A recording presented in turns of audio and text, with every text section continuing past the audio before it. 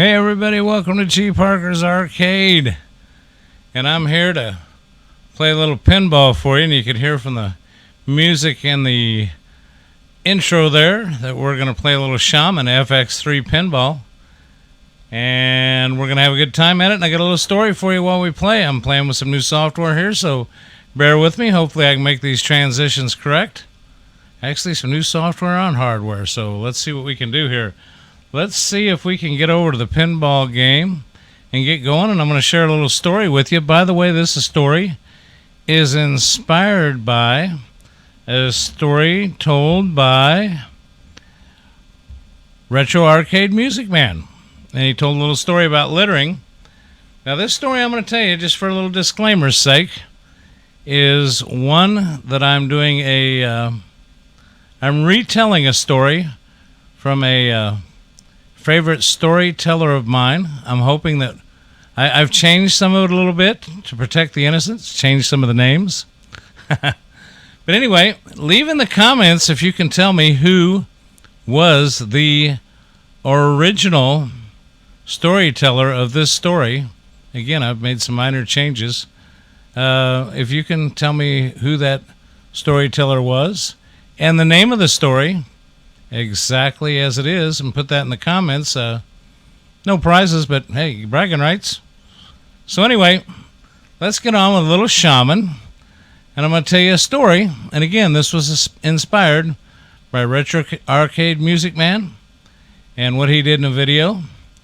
And like I say, it's not my own story. I'm just making it my own, and a little remake and a retell of a classic. So let's get on to some pinball, shall we?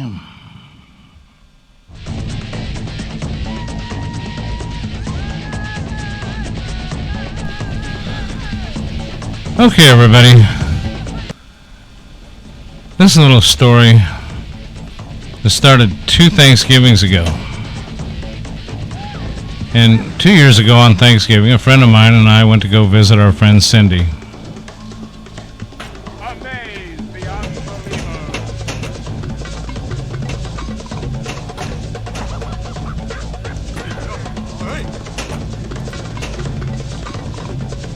Wow, this game's a little tougher than I thought it was.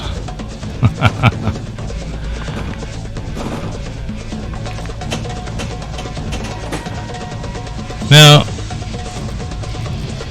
Cindy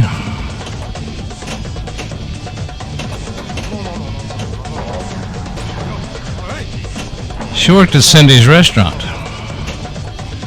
She didn't live at the restaurant, but we went to see her at the restaurant.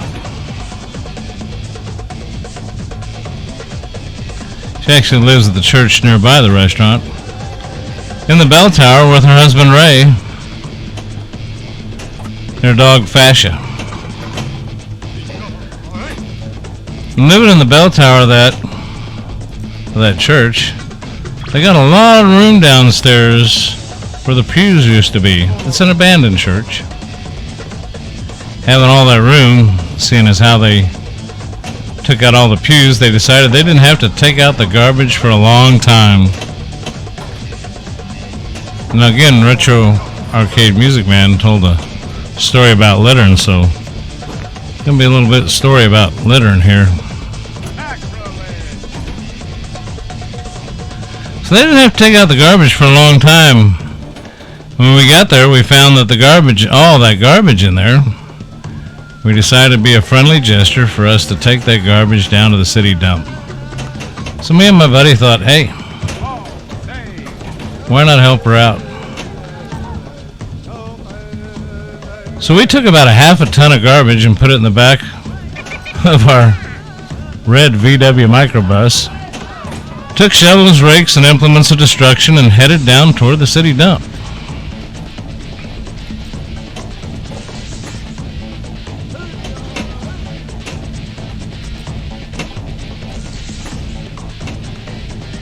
$1,200,000 and some thousand. That's not bad.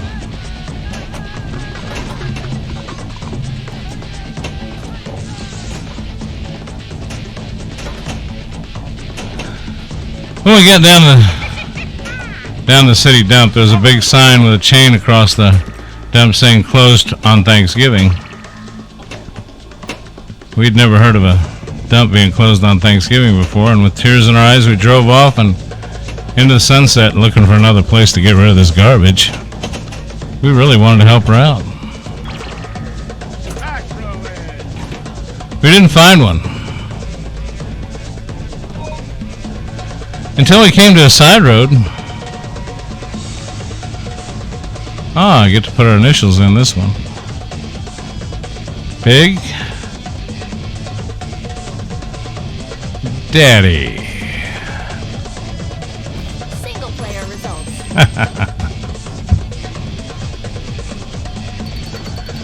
Well, again, as we said, we didn't find one until we came to a side road, and off to the side of the side road, on the side road, there was another 15-foot cliff, and at the bottom of that cliff was another pile of garbage. And we decided that one big pile of garbage is better than two little piles, and rather than bring that one up, we decided to throw ours down.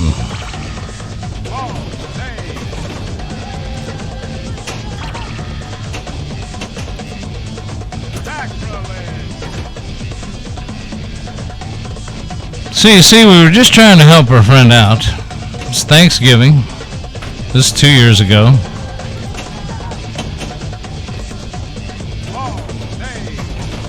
And she had a lot of garbage.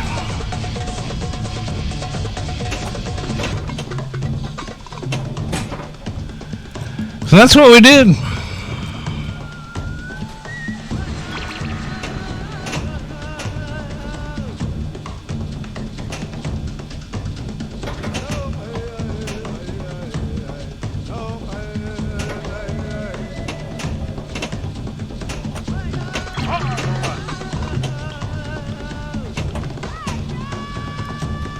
So anyway, let me get back on track. We decided to throw our garbage down there, and that's what we did. And then we drove back to church and had Thanksgiving dinner, and it couldn't be beat.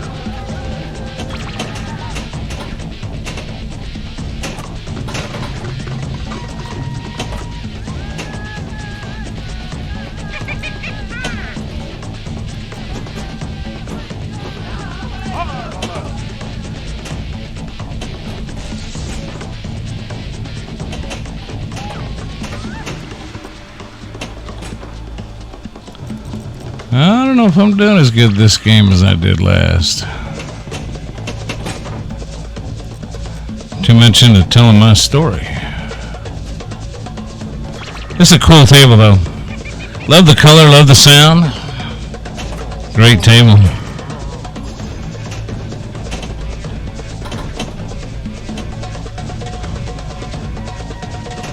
Well,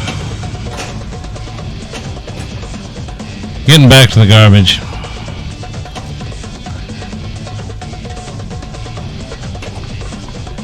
Like I say, the dinner couldn't be beat. Went to sleep. Get up until the next morning. When we got up the next morning, when we got a phone call from the local police officer. Again, this has been a while back.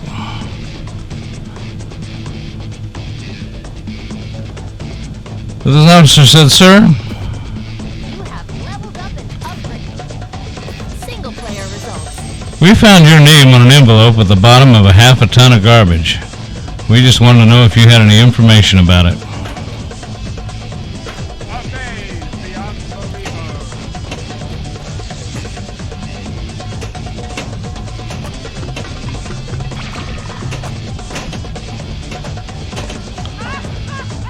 I said, "Yes, sir. Officer, I cannot tell a lie.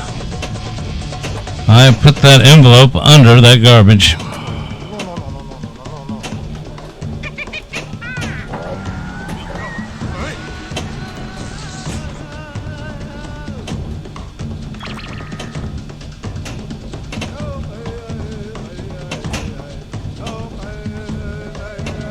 Now, after speaking to that police officer for about 45 minutes on the phone, we finally arrived at the truth of the matter and said that we'd go down. He said we had to go down and pick up the garbage. We also had to go down to the police station and talk to him about it. So we climbed in the red VW microbus with the shovels, rakes, and implements of destruction and headed down toward the police officer's station.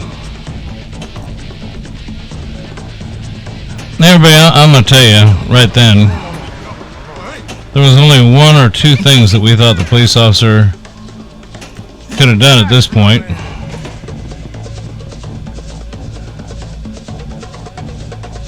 The first was we thought he could have given us a medal for being so brave and honest on the telephone, but that wasn't likely. The other thing, he could have just bawled us out and told us to never be seen driving garbage around the vicinity again. That's kind of what we expected. But when we got to the police officer station, there was a third possibility that we hadn't even counted upon. And he was both immediately arrested. We were both immediately handcuffed. And I said, "Officer, I don't think I can pick up the garbage with these handcuffs on." He said, "Shut up, sir. Get in the back of the patrol car." So me and my buddy, we sat in the back of the patrol car and drove down to the scene of the crime. Now in this little town, they got 3 stoplights, 2 police officers, 1 police car. But when we got to that place where the trash had been dumped, what he referred to as the scene of the crime,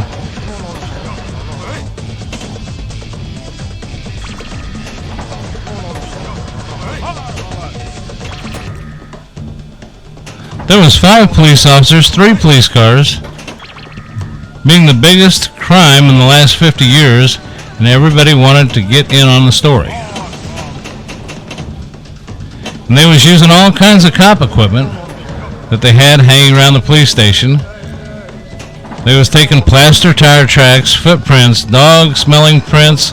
They even took 27 8x10 color glossy photos with circles and arrows and paragraphs on the back of each explaining what each one was and used as evidence against us. Took pictures of the approach, the getaway, the northeast corner, the southwest corner, and not to mention aerial photography. After this ordeal, we went back to the jail, and the police officer said he was going to put us in a cell. He said, "Sir, I'm going to put you in a cell, and I want your wallet and your belt." We asked him, "We understand why you want our wallets. You don't want us to have any money to spend in the cell. But why do you want our belt?" He said, "Sir, we don't want any hangings."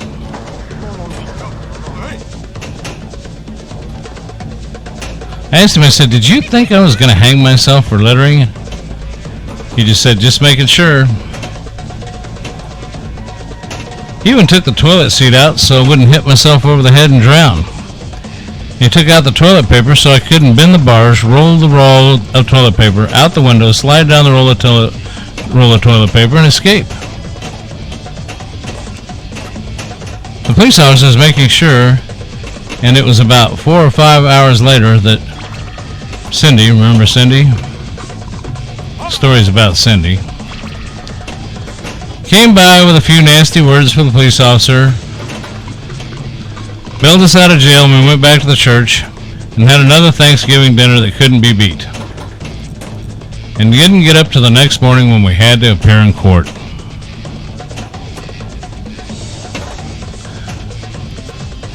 We walked in, sat down. Obi came in with the 27 8x10 color glossy photos with the circles and arrows and paragraphs on the back of each one, and sat down.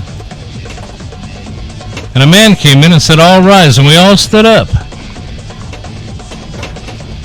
And the police officer with his 27 8x10 glossy photos had a big old smile on his face, and all of a sudden the judge walked in, sat down with a seeing eye dog, and when he sat down, Obi looked at the seeing eye dog, Then the 27 8x10 color glossy photos with the circles and arrows on back, and the paragraph on the back explaining about each photograph and what happened, and then looked back at the seeing eye dogs, and then back at the pictures, and the officer began to cry because the officer had come to the realization that this was a typical case of American blind justice, and there wasn't anything that was going to be done about it. The judge wasn't going to look at the photos with the pictures, the circles and the arrows and the paragraph on back, with one explaining on each one exactly what we had done.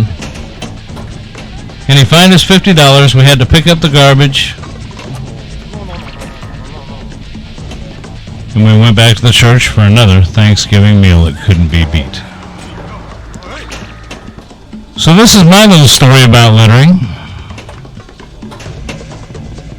Are you old enough to remember this story? I probably botched it pretty good, but anyway, not bad for while I'm trying to play pinball. 4 million plus right now. There's a second part to that story, but I just don't have time to tell it.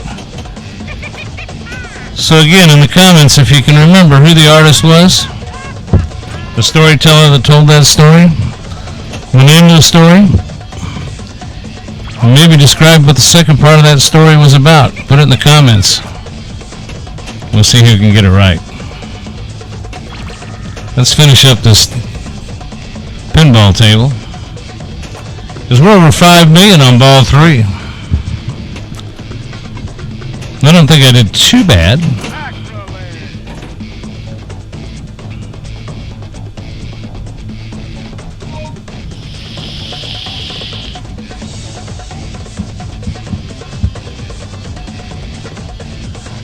I get my name on here again.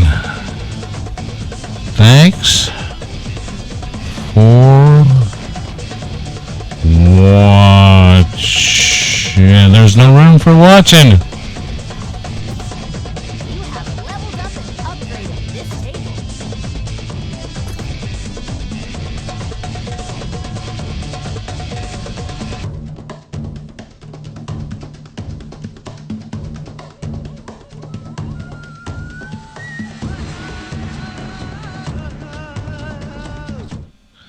Okay, that's it, everybody. I hope you enjoyed the story, and I hope you enjoyed the gameplay. Shaman, Pinball FX3, great table, beautiful stuff they put on here. And anyway, as I always say, thanks for watching. Have a good one. We'll see you next time. Bye now.